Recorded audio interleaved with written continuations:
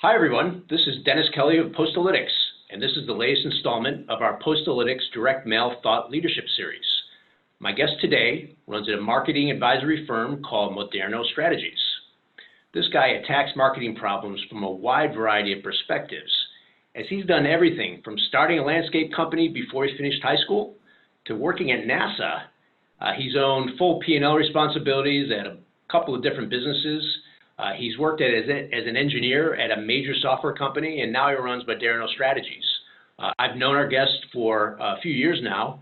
He's a whole lot of fun, and I'm super excited to have him join us today. A warm welcome to Tod Cordill. Tod, thanks for joining me today. Dennis, it's great to be here. It's good to finally see your face in animation. I think I've looked at your LinkedIn profile or on the phone before, but this is great to see you as we're talking. Glad to be here. That's right. Yeah, we've had this East Coast, West Coast phone relationship for a few years now, and have had a lot of fun talking. And so this is our first chance to chat face to face. Hey. And so you're out in Oregon, is that correct? Yeah, I'm in just southwest Portland, just a few miles from downtown. Yeah. Gorgeous. Love it out there. And I think of Portland as sort of the Boston of the East Coast. Yeah, I think people in Austin kind of think we're kind of a sister city too. Yeah, I haven't been out to Boston in years, but I love that. I love that city. As long as I don't have to drive around too much. Yeah, exactly. As long as you just wear a Red Sox hat, you're in good shape. Why don't we kick it off? And why don't we just start by having you tell us a little bit about Moderno Strategies. What markets are you focused on? What services do you provide? Tell us about what you do. Yeah, so I started Moderno Strategies 5 years ago now, just about to this month. And what I help B2B companies primarily under $30 million, although that keeps bumping up a little bit every year as my largest client kind of continues to grow. Last year I was saying 25 million. But I help them troubleshoot their demand and revenue generation programs. I've kind of help them figure out what's working, what isn't working. For some clients, they get very tactical and I run their email marketing programs, their newsletters, or their marketing automation. For others, I just kind of work at more of the strategy level and kind of help them set the direction of what they should do next. Yeah, I do everything. I've done websites in the past. I do PPC, do some SEO, anything a company might need in the digital realm. I'll either take care of it if their problems are something I feel like I can handle, or I'll help them bring in somebody else to handle that. That's great. Well, it's always a good testament to the capabilities of a marketing person when they keep having to raise the top limit of the types of companies that they work with. Yeah, so, it's kind of fun. So what led you to start Moderno? Your background is, we might say, a little non-traditional in the marketing space. So tell us a little about your background and how you got here. Yeah, so I did not come out of college with a marketing degree and get a job in project management agency and move on in the traditional sense at all. I actually got an engineering degree, mechanical engineering, and kind of figured out before I finished my degree that I was not going to be an engineer forever, but I kind of wanted to go on that career path for a while. I took a couple of business classes in undergrad degree, and after a year out of college, I started an MBA program and did that night school for 6 years, 5 years while I was, and right at the end of that, I quit and went to work for a completely different kind of company in an engineering role and quickly transitioned into manufacturing, engineering management. I had machine operators, I had assembly workers, I had engineers, QA personnel, all on my team. And that's where I first place with P&L experience. I did that and loved it. But then I got the chance to work at a major software company who was creating a new ground up software program for engineers. Autodesk Inventor was the product. And I did that, worked there for 3 years designing software, which I learned tons about user interface and user experience and things. And then I spent 3 years as a product manager and got much closer involved with sales and marketing. And I kind of continued in that path. Then a crazy thing happened. I was traveling way too much. My wife was telling me, the household runs smoother when you're gone, when you're on the road, than it is when you're home. And she said, why don't you quit your job? And I just kind of laughed. and we were going on vacation, and she got out the spreadsheet over vacation, figured out we could do it financially because she was working, and came back on Monday and turned in my resignation after vacation. Of course, it took me 6 months to actually leave the company, but after that, 3 months after I'd finally left the company, my wife said, let's do that dream you always had of buying a sailboat and sailing across the ocean. So then my job became shopping for a sailboat, finding a sailboat, getting it fixed up, learning how to forecast weather, because when you're out in the middle of the ocean, that's a good skill to have. And then we did that with the family for a couple of years, came back. Yeah, the whole long story there. Came back, went to work for a company that was, kind of took over, general manager for a company that was kind of tanking, and they made photo books for photographers. And they were one of the first companies out there doing that. So then I got involved in e-commerce and web applications, and really got heavily involved in marketing because it was a really small company. I did sales, marketing, management, ran the whole thing. And after 2 years, we decided it's just not worth trying to turn around. And that's when I went to work for the printing company, and then I started my company. So I've worked in all aspects of business in one role or another. So, a lot of your content that you publish really focuses on direct mail, and, it's clear that you've got a lot of experience in implementing direct mail, along with a lot of other areas of marketing focus. So what's your take on the direct mail channel today? Do you see it playing well with the other channels? And, where do you see it going? Where's direct mail going to be heading over the next 5 years or so? I think direct mail is a great secret. And I think a lot of people over the next 5 years are going to figure that out. No marketing channel works alone. Not the only thing that can work alone is outbound sales. Somebody makes a phone call. If they can collect the credit card number and make a sale on the phone call, maybe that channel works alone. But somebody gets to your website somehow, whether it's an email, in which case you already knew them, whether to do a Google search, it's a Google channel, search channel coming in, PPC advertising. It's always at least two, and usually for more complex sales, 3 or 4 or more channels that always work together. So I would never say do direct mail, you're going to be okay. And I never say just do email marketing. It's all you got to do, you'll be okay. You've got to kind of mix up your channels, and direct mail plays really well into that. So, that's a theme that we really are focusing on here at Postalytics as well, is this idea that, email and direct mail, the web, outbound sales, digital marketing, they all ought to be working together off of a common data set. And that's why we really focus hard on CRM integrations, marketing automation integrations. And so I think we're very much aligned in that regard. So have you had a chance to kind of work with a lot of CRM systems and implement direct mail strategies as a part of that? The funny thing is, I've only, as a solopreneur, I guess, is run my own company, I've always got just a handful of clients. Right now, I'm kind of maxed out. I have 4. I'm dividing, splitting my time through. Usually I have 2 or 3 at any one time. And they're small businesses, and I've never been able to get them to do as much direct mail as I'd like to do. But yes, I've got experience with, I've worked a lot with Salesforce, Zoho CRM, Nimble, and a few others as I've needed to, and as well as marketing automation platforms like Acton and Drip. And yeah, integrating all these different things together is great. And your idea with what you're doing with Postalytics, I think, is just spot on. You roll back about 5, 6, 7, 8 years ago, digital printers were coming into the play and allowed huge amounts of personalization.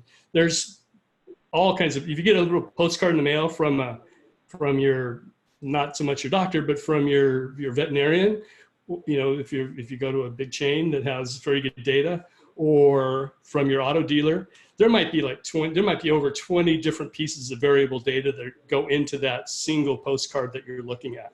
So it's very customized, very personalized. And as that technology came on, that ability came on, there was a number of cross-media platforms out there. And I think your Boeing net was kind of played in that space. I Definitely. really had a good idea to tie that together and tie landing pages with direct mail. Direct mail sends somebody to a landing page and you send them automated emails. They had great ideas. But the issues that those systems that I saw they had is they were competing in the marketing automation space with companies like Marketo that had tens of millions of dollars or hundreds of millions of dollars of investment. They just couldn't compete in the marketing automation space. So they were kind of, in my mind, pigeonholed into this single campaign type thing, and really were not full-fledged marketing automation. I created a SlideShare 5 years ago on just that issue and how to integrate that digital printing, personalized direct mail into those marketing automation systems. It wasn't rocket science, but it did take some dedication and some FTP transfers, automated FTP transfers to send the data to the printer to do the direct mail piece. And it just never really caught on because you have the email marketing and the marketing automation people in one house. You've got the commercial printers with huge amounts of personalization capability in the other, and nobody could kind of meld those two worlds. And what you're doing Right. with Postalytics, from what I can tell, is exactly that. Yeah, that's definitely the idea is, let's take all the data and all the personalization that lives in a CRM and a marketing automation tool, and let's unleash the capabilities of these great printer mailer commercial print shops and pull them all together with software. And so, that's really what we're trying to do here. With direct mail, it's often considered kind of a B2C acquisition or lead generation channel. You're focused on small to mid-sized businesses on the B2B side. Mm-hmm. What are the top couple things that you think B2B companies should be focused on when they're thinking about adding direct mail as a channel? Well, the first thing is, if email marketing is working for you and you're meeting all your marketing goals and your business goals, your growth goals, you don't really need to worry about direct mail. But most companies I've come across, email is getting really wonky out there. Deliverability is a problem. Email fatigue. People might open your first few emails. They kind of get bored after a while and they quit opening them. They may want to open your inbox, your email, but by the time they open up their email program in the morning, you're below the fold and they never see it. I don't know how many of my Gmail applications, I don't know how many emails I've never even seen that are down there. And then you get unsubscribers that you really can't market to anymore from the email sense. And you got the problem getting people on your list in the first place. So there's just tons of different problems that people may be having with their email marketing. And if that's the case, direct mail can be a really good solution to move the needle and solve those problems all across the board. For a B2B company, you can buy a direct mail list. You can send them a direct mail. You don't have to worry about privacy issues. Well, maybe a little bit, but not about online privacy issues. You don't have to worry about people opting into your email. They're not going to click any spam buttons. So that direct mail can be that first touch, be the first awareness touch that they ever have and learn about your company. It can be great for that. You can drip out a few of them and just kind of help build that awareness over time. The other thing, middle of the channel, middle funnel, you've got the ability to just kind of drip out emails to them, and you can mix in direct mails into the mix. One major marketing automation provider I know, if they have clients that fit their ideal customer profile and they're not engaging with emails anymore, they'll send them direct mail. They'll just kind of transition them into a direct mail campaign and try to re-engage them that way. That's perfect. Yeah. We're seeing a lot of that similar kind of, mid-funnel, lower funnel activity in the B2B space. And, some of the newer capabilities in direct mail automation tools like Postalytics kind of enable drip campaigns to come out, on a sequence, and similar to the types of drip campaigns that have traditionally been done with email. So, one of the other things that we see a lot of, we focus on the small and mid-sized market as well here at Postalytics, and both on the B2B and the B2C side, we see our clients sort of struggling with brand awareness. By definition, you're a smaller company, you're not a huge brand, and so companies struggle with really trying to help their audiences understand who they are, what they're all about, so do you think direct mail can help with brand awareness? do you have any ideas for the folks out there that could assist them with their brand awareness activities? Oh, it totally can. So one I mentioned earlier, you can purchase a list in direct mail to people that that are likely could benefit from your products, but they've never heard of you. So that's one touch. You can send out a drip campaign. Back when I was getting, back in the old marketing classes, it was, the rule of thumb is it took 7 touches. Somebody had to see your name, your brand, your logo 7 times before they would recall it. I think today, in today's noisy marketing universe, it's probably more than 7 touches these days. But direct mail is a piece that they're going to remember. If it might take 7 direct mail, it probably wouldn't take 7 direct mail touches. A lot of people retarget with banner ads and things after they visit your website, because just because they come to your website doesn't mean they're going to remember you 3 months later.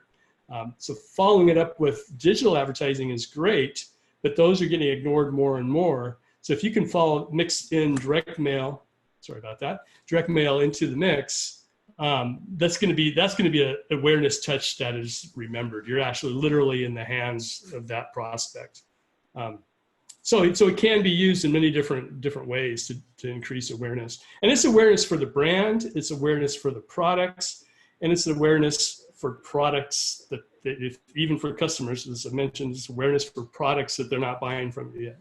Yeah, no, I completely agree. And, it's one of the things that I think we're really starting to focus on with a lot of our early customers is the idea of creating multiple touch campaigns so that you can schedule out in advance touches over a 2, 3, 4 month period and have direct mail touches, have email touches, have digital touches that are hitting their audience all in a very concentrated way on the same message, similar calls to action, and really reinforcing each other across all those different channels. And so that's really one of the advantages that automation can bring to the table, is that you can set these campaigns up and schedule them out, and then they just go. So it's sort of a next level that we're trying to bring our audience toward. And that brand awareness is such a challenge for small businesses. What is interesting is that there's a lot of research out there that's been published in the last couple of years by neuroscientists that talk about how when you deal with something physical, you're actually using a different part of your brain to process it than when you're reading off of a phone or dealing with a digital type of advertisement, and that the ability to recall the information is higher when you're touching something and reading it, a physical thing. So it just makes sense that you would want to combine your digital reach with direct mail to kind of juice your brand awareness. Yeah, there's been many studies around just that, and recall retention is so much better when you're reading something that's physical in your hand as opposed to digital. And it's just logical. You send a direct mail piece, they pick it up, and even if they don't read it, they're holding it in their hand for a few seconds, and they'll see your logo. That main headline you have there will register, even if it's subconsciously. Much more than just a passing digital ad that they might come across. Absolutely. Now, I was just along these lines. I was talking to a sales rep that was kind of in charge of this business area in a company that didn't have strong marketing. So it was kind of not really a marketing role, but truly a demand generation role he was fulfilling as part of his sales responsibilities. And they had tried one direct mail piece, and before they were acquired by another company that I was working with, and to a marketer this would be very obvious, but he said, yeah, we sent it out and it didn't, we got hardly any activity from it, and we kind of figured out that people aren't going to buy unless they're ready to buy, unless they have a need today. To marketing, I was kind of holding it in. You had the same reaction you did, but I held it in a little better than you are, Dennis. It's true. If they may get some information from you, whether it's an email, whether it's a direct mail, however they get the information they come across, and they're going to think, what, that looks really interesting. I need, we're going to need to upgrade our equipment. We're going to need to upgrade things next year. I'm going to this is a company I'm going to definitely put on my short list. Well, if it's a direct mail piece, they might file it away. They might put it someplace and actually come across it. Most likely, it won't be any place where they're going to be able to find it. If it's an email or a digital ad, obviously they're probably not going to be able to find it. And so when it comes time to start researching, making that decision, they will likely forget about you unless they've really had your brand drilled in. So going back to something being at the right time, at the right place, your drip campaign idea is just spot on with that direct mail, because you get it to them every now and then. They're more likelihood of recalling you, even if it is much later. But if you just keep dripping it out and it's a decision they're going to make maybe next year, you're going to definitely be top of mind, and they're going to remember you. And they're going to remember your persistence. That's right. That's right. It's like a salesperson who picks up the phone once and leaves a voicemail. They're never going to get a sale. But when they're continually calling, checking in, sending emails, sending letters, making a continued effort, those are the salespeople that always win are those that are really persistent. Right. You just got to be there at the right time. You just got to, and they're going to be, your future customer is going to appreciate it when you do call at the right time. I think absolutely. Every salesperson has heard it sometimes or other, somebody they haven't talked to in quite some time, and they go, "Oh, I'm glad you called. I've got this need that just came across my desk last week or yesterday or this morning." And so that persistence is, it's so much easier to be persistent with direct mail than it is with the phone. Exactly. Well, this is great, Todd. It's been great chatting with you today.